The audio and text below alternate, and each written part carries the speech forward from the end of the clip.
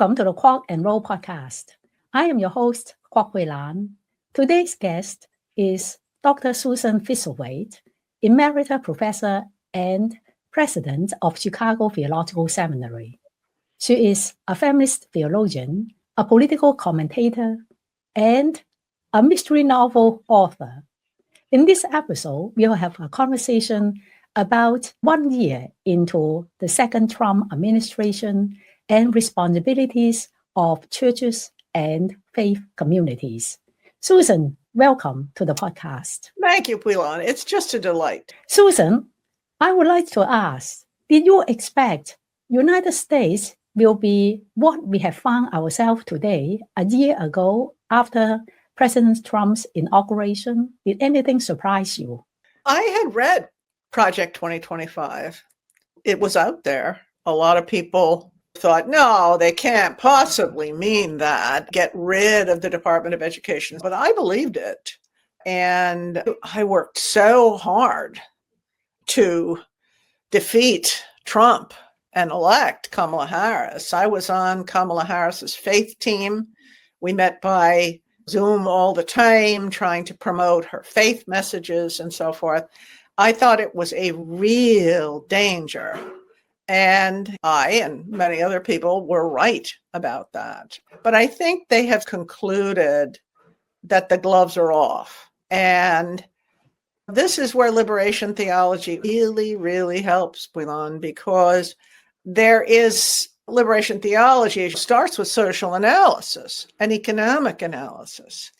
And people in general see violence and the rights being taken away and so forth. But it is a wholesale theft of the country's assets. They're just robbing us blind. And there's a whole bunch of billionaires who are funding this and who are benefiting from it. I remember the first time I read Gustavo Gutierrez, I was in seminary.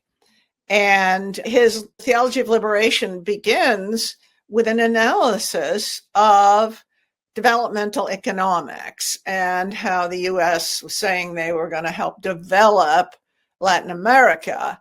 And Gustavo is writing, they're just stealing from us. They say we're going to develop you. But what they mean is they're going to rob us blind. They are robbing us blind. And I can remember sitting there and thinking to myself, how is this theology? This is not anything like what I have read in theology before. But Gustavo was totally right. You have to look at the economic context in order to understand all the other developments that follow. And I've stuck with liberation theology my whole career. And this situation here is dire, but it's not new. It's not new. So this is late stage capitalism. And it's incredibly dangerous. You have also written in your Substack about what happened in Minneapolis. Can you share with us your reflections? I have many friends there. Rita Brock was elected, and others that we know. I think the response of the people of Minneapolis and of Minnesota as a whole has been a textbook example of nonviolent resistance. You can't do it any better than they are doing it. And the obvious struggles of people to witness, even in these sub-zero temperatures, is incredibly inspiring.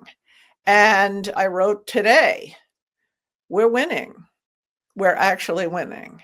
Because what happens with nonviolent resistance, it reaches a point where other people talk about the oppressors and say, this isn't right. It is not right to kill a mother, to shoot her in the face. It is not right to shoot an ICU nurse who's flat on the ground, shoot him in the back. This is an execution. And so a lot of people are beginning, you got to move the middle. That's the key to nonviolent social change. But it's, again, when people begin to see that what they're doing is not working, they can also step up the violence.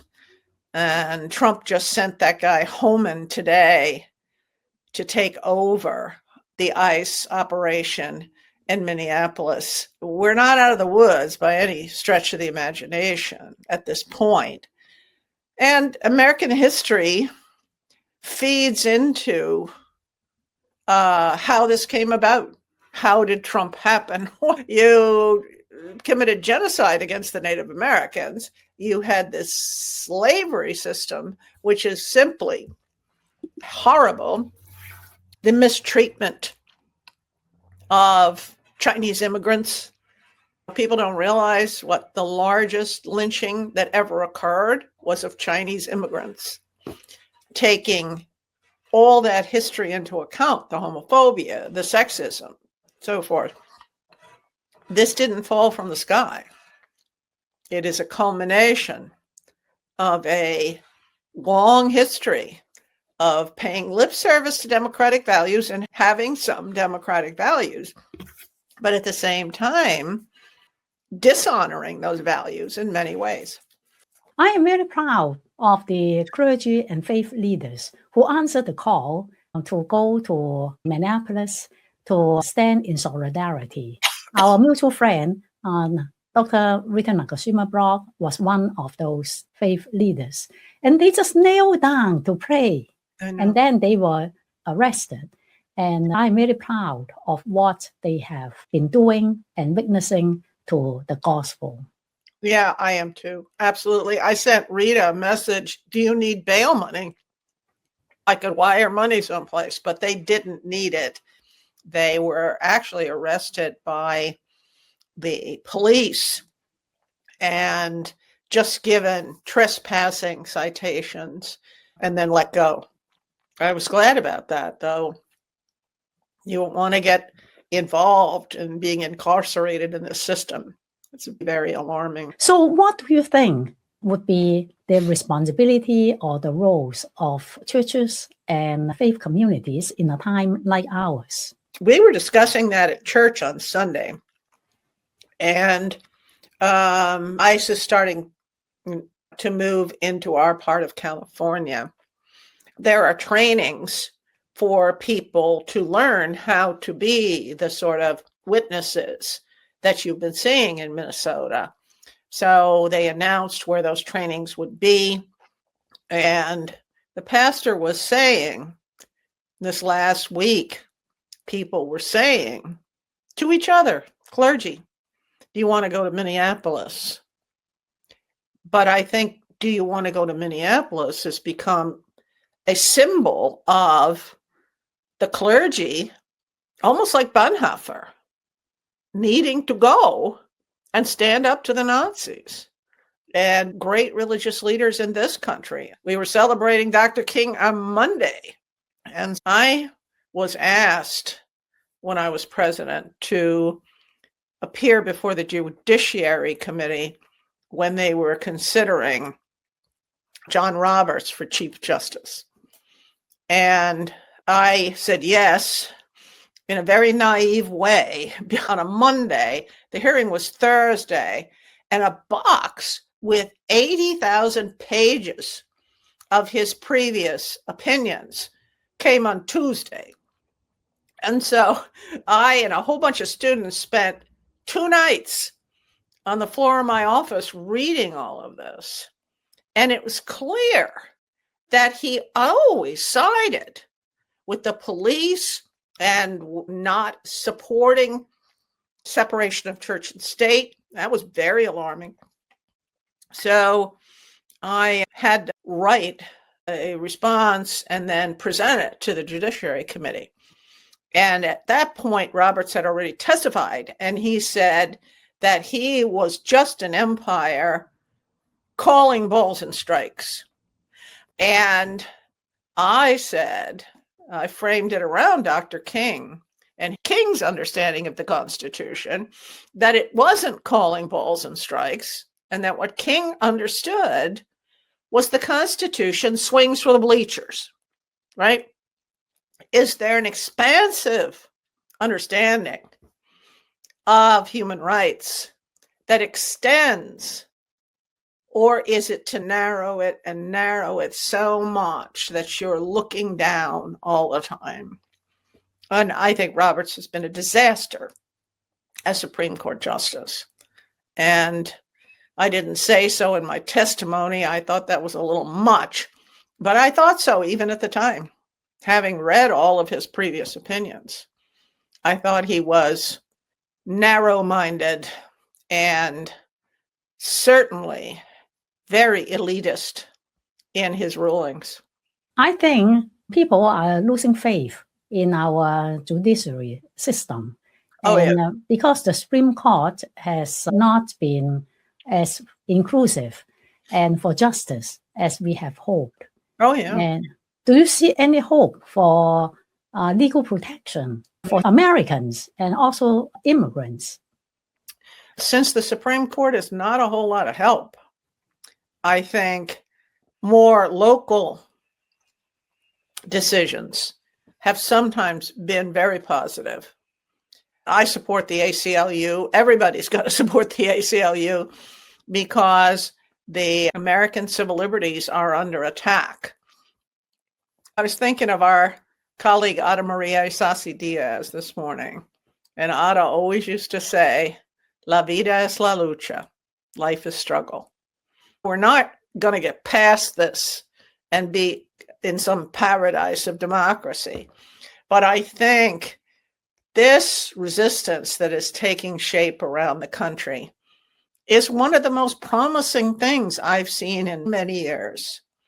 I go to a lot of these marches and rallies, and people from enormously diverse ages, races, and ethnic origins, and so forth. I'm a grandchild of Hungarian immigrants who came through Ellis Island. Immigrants built this country. And my husband's parents arrived on the Mayflower. So that was like, but not mine. Mine worked in the sweatshops in New York City. And typical American story, which used to be celebrated. Yes, exactly. And now we have this anti-immigrant, not only tactics, but the rhetoric and the general atmosphere that is really alarming. It is. That's why I called my Substack No Fear, Religion and Politics, because they want to make us afraid. That's because people who are afraid are easier to control. And speaking out in the public is something that I have done for decades. And I've taken a lot of flack for it. I've received threats and bad stuff. When I was elected president, I had it written into my contract that I could speak out in the public. And as long as what I was saying was consistent with the values in the mission statement of the seminary, but I'd helped write that mission statement, I know pretty well. But my secretary, we had a bucket of water and a bucket of sand in the closet, just in case there was any mail that seemed suspicious. And at that time, there had been envelopes with a white powder in them sent to people in the biological sciences at the University of Chicago who were theoretically considered gay. And it was a threat on gay rights. We were very cautious, and I get hate mail and hate faxes, and it's been true I actually once was guarded by the FBI, not when I was president, but before that, for something I had done. And so it can be fear-making, but in fact, speaking out, you realize what cowards these bullies are. They are sniveling cowards, and you stand up to them, and they don't like it. They really don't like it. Susan, you have spoken out in the public for quite some time, as you just said. Yeah. What prompted you to do? Was it family influence, church influence, or somebody prompted you to do? It's interesting, Quilan. How did I get started on this? Not only am I the child of Hungarian immigrants, but Laurel Schneider and I once taught a course on religion and science. And we got a grant from the Templeton Foundation, and we were able to pay for the students and we faculty members to have DNA tests, Ancestry.com kind of stuff. And I discovered, Milan, my largest DNA strand is Asian. Oh, really? That's right. And I have a genotype, and I thought about it for a while, and that's Genghis Khan. That's Genghis Khan coming across and spreading his DNA all over Hungary. And my phenotype, which is what I look like, I've got a couple of German ancestors, but my biggest strands of DNA are Asian. And I think specifically Genghis Khan. And even from being a kid, if I see somebody getting beat up, I'm going to intervene. Because I don't know, I am pugnacious that way. It's the truth. And I try to turn it to justice. But I have also had occasion to learn Taekwondo to defend myself. And I had to defend myself once, but I was successful. And my youngest granddaughter is just starting Taekwondo. And I truly support self-defense for women. I think women need to be able to physically defend themselves. And it also gives you a sense of bodily integrity. You're not going to mess with me. Or if you do, I'm going to go down trying to defend myself. But I honestly think it comes from Genghis Khan.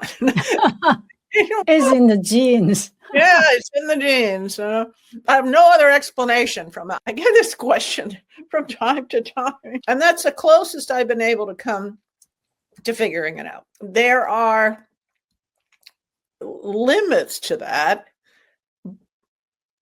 and I've had to learn to be aware of it. I'm trained as a conflict mediator and so forth. And being Genghis Khan does not help you in conflict mediation. But there are ways in which speaking the truth as clearly as you can is something, and I think so many clergy are now stepping up to that, really stepping up to that. And it's just a wonderful moment. And they put out the call for Minneapolis for clergy, and people going, I'm coming, I'm coming. It was fantastic. So. What do you think about feminist theology, Susan? Sometimes I have heard younger women say, this is just the past generation, we are liberated. Mm-hmm. And some of those who have been around for some time said, we have not achieved what we have set out to achieve yet. What is your take about the relevancy of feminist theology? I think feminist theology has never been more relevant because this is patriarchal violence taken to the nth degree. The contempt this administration has for women is profound. It's profound. And I wrote that book, Women's Bodies as Battlefields, about a decade ago. And I predicted they would get rid of Roe v. Wade. I said, it's going to go. And you better work hard to try to save it and save contraception. And I spoke on a lot of college campuses, and young women would say to me, no, that's settled law. And, and I'm like, okay, kids, you're going to find out. And I do think younger women are discovering that for themselves and are seeing the depth to which patriarchalism will go to control them and control their energies, control their bodies, control their minds. I don't obsess about it, but I worry about these young men My sons, I have 3 sons, and they're all older than these young men. They're in their 30s to 40s. And they're feminists. They really are feminists. But these younger men, these incels and so forth, the people that Charlie Kirk was trying to appeal to on the college campuses. And I think men need to step up to the responsibility of reaching out to these young men and showing them there's another way besides sitting in your parents' basement and insulting women online.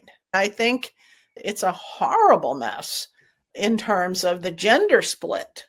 Now, interestingly, and I'm very suspicious of polls. Polls are so manipulated now. So I look for 5 or 6 sources before I'm willing to quote something. But Trumpians are losing ground with younger men. And it's primarily the economy. You can tell everybody we're doing great and so forth. But when your food bill doubles and you can't afford rent and so forth and so on, it's obvious. Reality checks the rhetoric. I really think that is something that men more and more need to step up to. As a public intellectual, you have tried to reach the public in different ways. Yeah. You started a Substack, but you also write a mystery novel. Tell us why. When I retired, I always wanted to write fiction, just fiction in general. And I like mystery novels, primarily because it's such a moral genre. The bad guy always gets it at the end of a mystery novel, right? You figure it out. So I sat down, I started writing a mystery novel.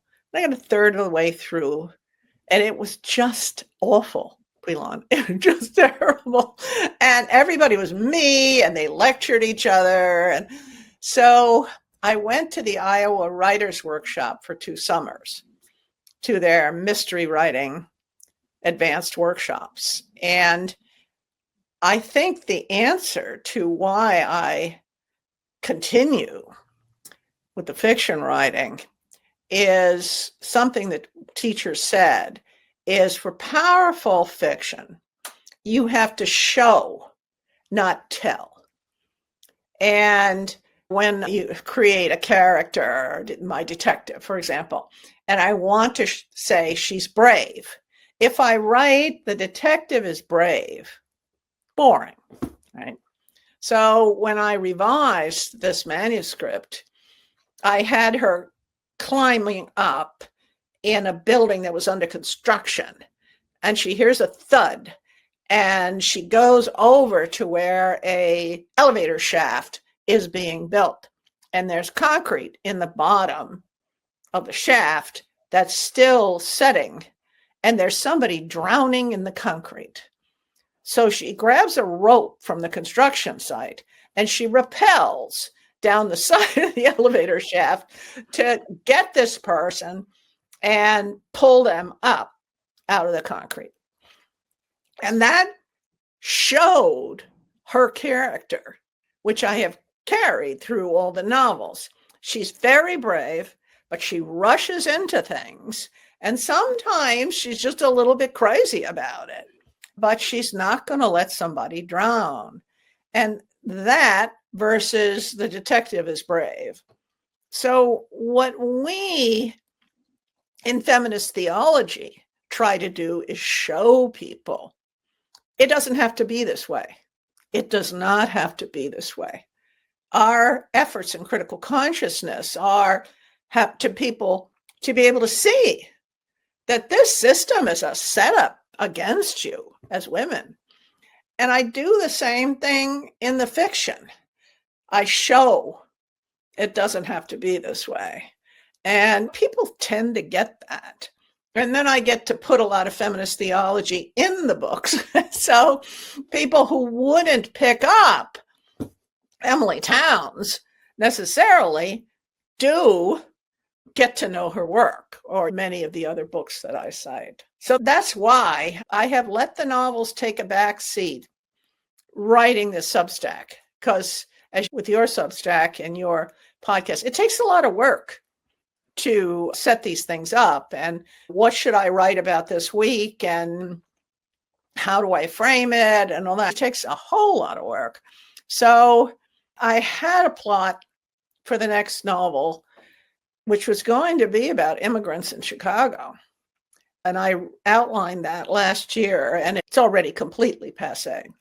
So I don't know. I'll probably get back to it, but I think there's a giant emergency going on, and we need to spend our energies on that. As people who have some time in their lives, I think it's a good thing for us to spend our energy on that. Thank you very much for this very interesting conversation and for joining the podcast today. Best wishes to your mystery novel writing and your Substack. If you find this podcast interesting and helpful, please subscribe. I will see you in the next episode.